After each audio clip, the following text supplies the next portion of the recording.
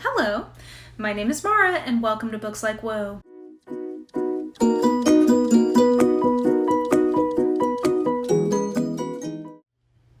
Okay, guys, I thought it was about time for me to do another Know Your Tropes edition. This time we're doing it YA style. So if you haven't seen any of these videos before, from me, basically what this is me sort of like talking through, dissecting tropes that I do and don't enjoy in various genres, or in this particular case, sort of like categories. Now, I debated as to whether or not I should do a Know Your Tropes for YA, because YA is not a genre. It's like a targeted audience or a targeted reading level.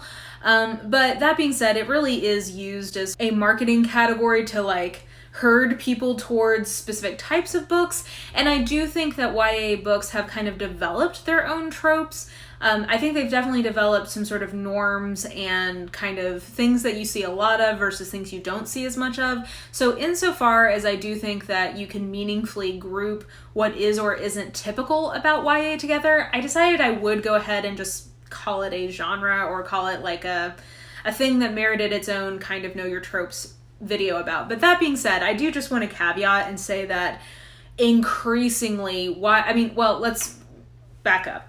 YA exists in its current form to sell us books, and half of all YA readers, which is ostensibly targeted at teens, like basically high school age teens, and has themes like coming of age, finding your place in the world, discovering new things about yourself and the people around you, kind of a Bildungsroman, but like with a reading level dialed down, basically. Insofar as that is supposed to be for a young audience, half of all YA readers are adults. So it is not just marketed to teens anymore, it is marketed to adults. And at least on BookTube, I would say that I see as many like YA aged people reading YA as I do like early 20s all the way up to like, in your 60s, 70s, whatever. So I think that it's an interesting situation right now in YA, basically because I was even hearing from one YA author on a live stream at some point talking about how there's increasing pressure from publishers to age up their characters because they know that the audience is not just young people anymore. So anyway, it's an interesting time, and I probably should have like a whole discussion about like, whither true YA, where hast thou gone? I probably will do that at some point. I may touch on it briefly, just looking at my notes of things that I do and don't like. But in general, I just want to put that out there of like, that was something I considered in terms of should I even do a Know Your Tropes about this, but I decided I should. So with that being said, let's start with some things that I really like in YA books, and then I'll talk about some tropes that I don't like as much. So in terms of just genre-wise in YA, because it is just sort of an overall age, like reading age, or like reading level category, I first should specify which genres in YA I enjoy. So really for me, far and away, my two genres that I actually read in YA are mysteries and fantasies. I am really not so much a contemporary YA reader really at all. And I guess I would be open to historical fiction. It just doesn't tend to seem to be where I really gravitate towards in YA. Really, I'm like a YA fantasy and a YA mystery kind of gal. Now, within the genres, some of the things that I really look for and enjoy in YA is I do think that in terms of the genre as a whole, there's a huge premium in the last few years on diversity, which I think, like, again, we'll talk about the pros and cons of this, but the pro side of that is I really do like seeing so many more own voices authors and what I would describe as meaningful diversity in YA. So when I see that in a YA book, that really, you can tell that the heart behind it is wanting different types of young people to see themselves in books, to see their stories told, whether it be religiously, sexuality, gender identity, race, whatever. That I think is really cool, and I think that it breathes a lot of life into kind of worn out tropes that we see in childhood and young adult literature. So I definitely look for that in YA, where I feel like it's meaningful, and especially if it's own voices, like I really enjoy that. I guess kind of along those same lines, thematically, the biggest thing that I really like in YA is the friends and family dynamics in YA. So I tend to be much more interested with a teen, like a young person kind of either finding their vocation and like finding their place in society, or I really like stories where friendship, like evolving friendship issues are addressed or evolving family dynamics are addressed. That tends to be what I think works best for me in those stories. So in terms of like thematically where the weight is, that tends to be what I'm interested in, as opposed to, let's say, like a romance or something else. So those are some kind of like thematic tropes I look for. Along those lines, I guess, as well, I also look for something that is age appropriate, and like specifically, I guess I mean in the characters. So I like it when in YA, characters are not aged up too much. I like the idea that a 16-year-old is allowed to be kind of a brat or kind of spoiled or entitled, or just like not really fully aware of the consequences of their actions. I don't really like it when 15 or 16-year-olds, especially if they haven't grown up in like really harsh circumstances that might demand them kind of be pretty mature or grown up. I really don't like it when they just, for whatever reason, seem to be acting like basically mini 30-year-olds. I don't like that at all. So I really like things that are age appropriate in terms of how the characters are behaving and kind of like what their priorities are, what their skill or ability level would be. That to me is something I also look for in YA and really appreciate when the author can do. And then in terms of the writing style, I also look for that to be age appropriate. So what I consider, it's a hard balance, I think, in YA, because again, if you're going along the lines that ostensibly this is for young people, I don't think that the writing or the themes or whatever need to be dumbed down exactly. Like, I don't like it when I read a YA book that I feel like is really pedantic or really treating its audience like it's dumb. Like, I think that that is silly to insult the intelligence of young people who, you know, are being made to read literary classics as well. Like, they can read, you know, like, I think it's fair to assume a certain level of intelligence or savviness in the audience. But if the idea is that the reason the genre exists is to show teens other teens having relatable experiences and to help them grow as readers and like bridge into adult fiction, I do think that I like to see complex thematic ideas that are laid out to be more textual than subtextual. So what I mean by that is, I think that what I basically am looking for in a YA book that I think is just excellent is where there is some like really deep shit going on, basically like heavy themes or like serious questions of life. But the difference between this YA book versus maybe an adult book's handling of that theme is that the YA book does not make its reader search for that theme. It makes it more textual as opposed to subtextual.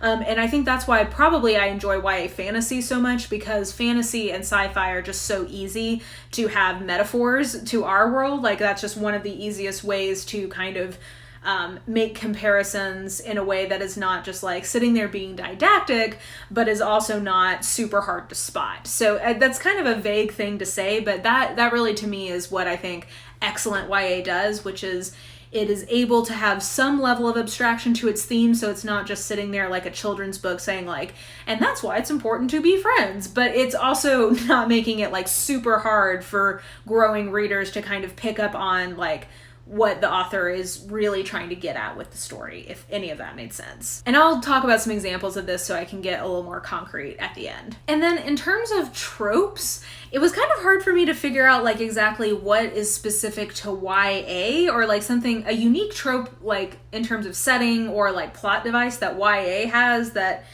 its adult genres don't have. One of the main kind of like setting or plot tropes that I think is not wholly unique to YA, but you definitely see concentrated into YA, are boarding school stories. Like, that is one of my favorite settings, is a boarding school, and YA is like replete with them. So that is like, I think something that YA serves to me that I rarely get in adult fiction, or not as frequently at least. That is just a setting I absolutely love and really, really enjoy. So I think in terms of like setting or tropes, that is one that I really like.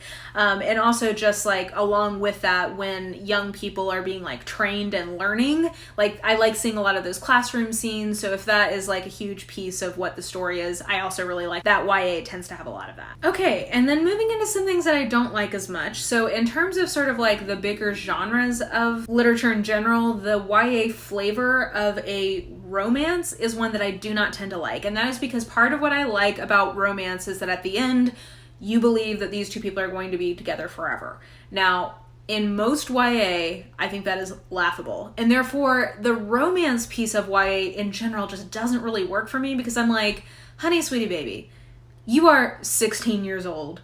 And unless you are in some sort of like alternative, like medieval fantasy where you get married at 18, like I just don't have any real skin in the game that you're going to be together. Now, there are exceptions to that, and I will highlight an exception to that when we get into some of my examples.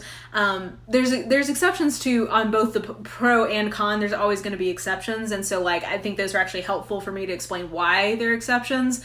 But anyway, in general, writ large, a YA contemporary usually isn't going to work for me because usually it's a YA contemporary romance. And I just don't care or believe that these two people are going to be together forever, so I'm just not that invested in it. Similarly, the other thing YA contemporaries tend to also be are issue books, and I don't really love that even in adult fiction. Like, I'm not saying never, there are some kind of issue books, and I have an example of one that I do like, that I think work okay, but often I just think they end up being very dumbed down, kind of getting into what I was talking about earlier about audience appropriate.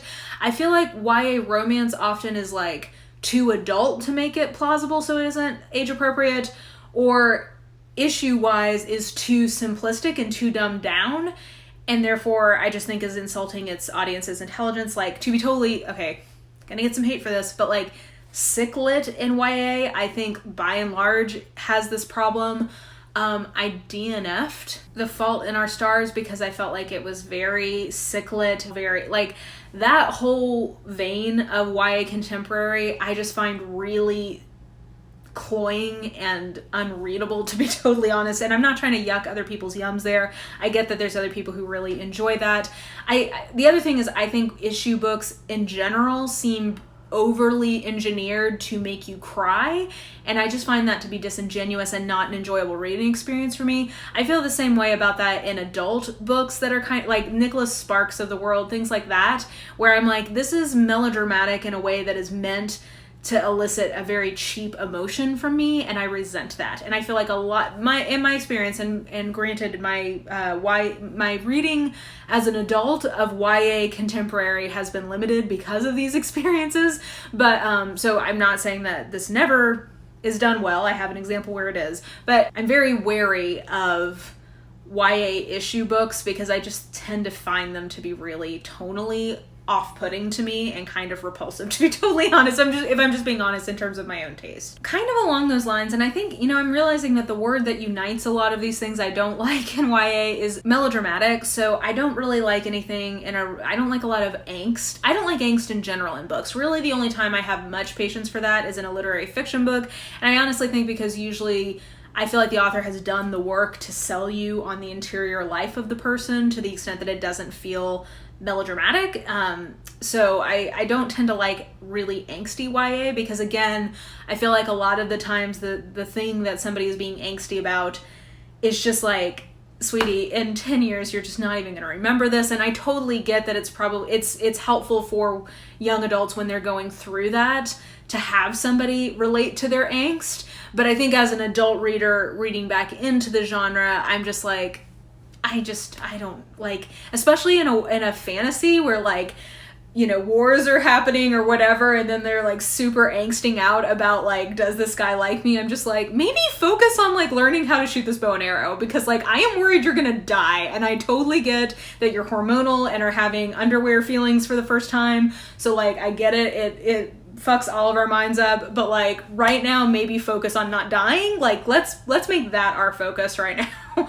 So I think that it just doesn't hit me right because I'm an adult reader, so totally grant that. And I know that other people in general are more down with angst than I am, so that's fair enough. But I have more patience for angst in adults, and in usually like literary fiction are kind of where I can deal with that. I talked about sick lit. I don't like that. I remember Laura Lean McDaniels from my youth was like the big purveyor of that. I just think it's really emotionally manipulative a lot of times and is not taking the reality of people who are actually in those circumstances seriously enough. I do think that with the rise of more awareness and sensitivity around diversity issues, I think that's probably better than it used to be. But especially when I was a young adult reading those, I was like, I don't know that I had the language to talk about it being exploitative or like really tone deaf, but it just felt kind of icky. And I think a lot of sick lit in YA still does. I don't know. I think it's a hard thing to balance. And then one other kind of just like thematic or narrative thing, the kind of flip side to what I was talking about, what I like when it's, I feel like, really meaningful diversity in a book, I do think that because publishers have cottoned on to the fact that people care about diversity in their YA books, there is this whole idea of diversity bingo that we've talked about, I think, a lot here on BookTube, and like, if I get a whiff of that, I'm like really off-put by it. Like if I feel like what you are trying to do is say like, I have a non-straight character, I have a non-majority religion character, I have a differently abled person in this, like I just have them all, like look at my list of things I have, but like your main character is still white, straight, skinny, smart, like I mean just like still a very Mary Sue kind of character. Like I don't think you've really embraced the true spirit of what the critique about needing more diverse books is. At that point you're just trying to like be able to say, yes, I've thought about this. And I just don't, I think it's abiding by kind of the letter of the law rather than by the spirit of it. And I think the spirit is like, hey, we want to see people who don't traditionally get published be able to tell their own stories. Like that's, I think, where a lot of that comes from. So that's exciting. But, and I mean, you know, I'm a straight white dominant religion cis, I mean, like I have a ton of privilege. So I'm not saying that if I were to ever write a book, I couldn't write people not like me into my book. I'm just saying that if and when that were ever to happen, I would want to be really thoughtful and like really think through what it looked like to have diversity in a book. And I just think that that's a challenge now for people who are in positions of privilege who are publishing to really think through that more thoughtfully and not just think it's enough to have a checkbox on all these different kinds of diversities and feel like you've done your due diligence. Like, I think that it just takes more kind of work to do that well these days. So that's, hey, if you're in a position where you're lucky enough to get a book published, I guess that's just part of the deal. You need to have some sensitivity about what you're publishing. So that's just, them's the breaks, I guess. And then finally, in terms of just like plot or setting kind of tropes, the only one that I could really think of, I mean, we hear a lot of griping about love triangles and not like other girls in YA, which I co-sign that I don't like that, but I don't think that's unique to YA, so I didn't feel like that can only be addressed there. I will say something that I see more of in YA than adult literature, especially in the realm of fantasy, is this idea of like you being the special, like they say in the Lego movie. I do think that YA tends to have a lot of main characters who are the special. And yeah, I'm not saying that that's something I always hate. I think it can be done well. I will definitely have a very prominent example of that in my little list here. But I do think that it's something that's kind of tired, and I think that you kind of have to sell me on it at this point for the person who's the main character to be, you know, so special, the one that we've all been waiting for or whatever. Like you're gonna kind of have to do a little bit more to sell me on it at this point. Okay, so I decided to pick 5. I just kind of went to my shelves and grabbed 5 YA books that I really love, and I thought I would just talk about the ways that these do or don't align with the list I just made, because I think this is a good illustration of the fact that there's always exceptions to the rules. Like there's some things that I don't typically like that if it's done well, I can be sold on, and kind of proves it. The exception proves the rule, sort of a thing of like, this is it done well, which is why when it's not done well, I don't like it. So, for example, Harry Potter. Now I picked the last one because I think the earlier ones are much more middle grade, and I wasn't sure if I should get into that too. I'm gonna leave that alone. But I picked one that is firmly YA, and that is the last one. What all does this have that I love? It has a boarding school setting. I think that this is an example of the special being done well, like having Harry Potter is the chosen one. He's literally called the chosen one. But I do think that JK Rowling like is aware of how played out that trope is in some ways, and I think especially with the stuff she does with Neville, like I think that she sells me on the reason why Harry is the special. The other thing we have to say about the whole idea of like, oh, you're the chosen one, that's so played out. Part of the reason why you choose your protagonist is because they are uniquely situated in the world and the situation you have built to have an interesting role in it. So I think it's just sort of like part of having a compelling narrative. So I don't want to be too hard on people who are doing that. But I think that this is an example of that done well. It's a fantasy book, so that checks my box there. I do think that this is a great example of having some deep thematic content, but discussed textually and not just subtextually. Like, you can definitely do deeper readings of Harry Potter, but I think a lot of the meatiest parts of the thematic content are discussed usually at the end of the book with Dumbledore and Harry, like in the first few anyway, and we kind of have like a coming together and talking about like, what is the takeaway from this book, and you kind of can see the thematic threads throughout coming together, so I think it does that well. And then I love that, yeah, there's like some romance happening in this, but mostly like the biggest message of Harry Potter is like, what does it look like to be true to your friends in hard times? So like the friendship stuff and like found family is far and away the biggest part of these books thematically. So I love that. Next, A Heart and a Body in the World by Deb Caletti is one of my all-time favorite YA contemporaries I've ever read. I think that this is an excellent example of how to do an issue book in YA well. I think that this is a great bridging book in terms of from being a young reader to an adult reader, in terms of getting into some heavy themes, and like you could have a full book club discussion about the themes of this and like why she's running, and women's silence versus women's ability to speak, and anger and grief. I mean, like there is a lot going on in here, and it is unpacked. I think like the heroine, she spends a lot of this book running, so she has a lot of time to mull and kind of textually discuss those things, but there's plenty there to unpack even beyond that. So I think it's appropriate for its audience. A huge piece of this is family dynamics that have changed, or what it means to be a good friend, or like guilt over not feeling like you weren't a good friend, or that something you did affected other people. I just like, there's so much about this book that I just love, and I think this is a great example of an issue book in YA done well, because I don't think it's melodramatic. It never, in my opinion, verges over there, because it gives, oops, sorry, can you hear those sirens? Hopefully everyone's okay. It gives her something that is genuinely like traumatic and hard to deal with, but it doesn't layer a bunch of other stuff on top of that. It trusts that like this one central issue she has is enough to sustain the book. And I think that that was really smart. And I think that's a huge part of why this is an issue book that actually works for me. Next, we have an example of YA fantasy. So this is alternative history, strong female lead. There is a boarding school / like training element of this that is great.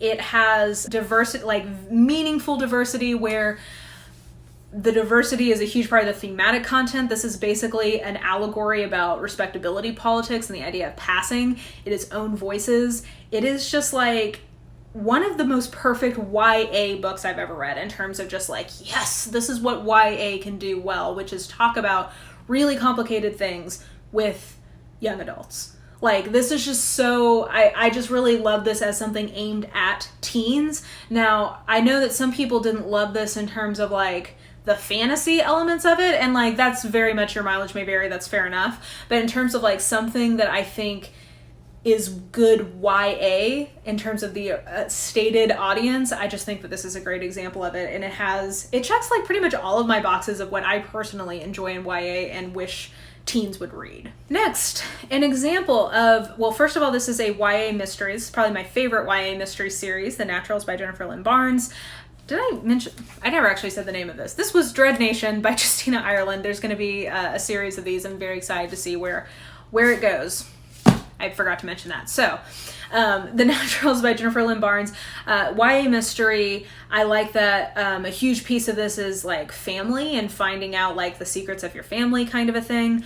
This is a great example of where there is a YA romance that actually really works for me. There's even a love triangle YA romance that really works for me, because I believe, given the backgrounds of these particular characters, that it is plausible that the couple in this will be together forever, because like they just have such messed up backgrounds that they've really found somebody who can understand that and has gone through a lot of that with them. So like this is a situation where like I believe the romance could be longer term. There's also a novella that has them in their 20s and they're still together, so that helps me sell it. That sells me on it more too. I think that this is age appropriate in terms of, this is basically YA Criminal Minds with like a preternatural spin, and there's some like hardcore gruesome things in there, but I think it's dealt with in a way that's not like inappropriate for a teenage audience. Like it doesn't overly fetishize or dwell on that. I think it gives you that trope of like serial killer and like people hunting them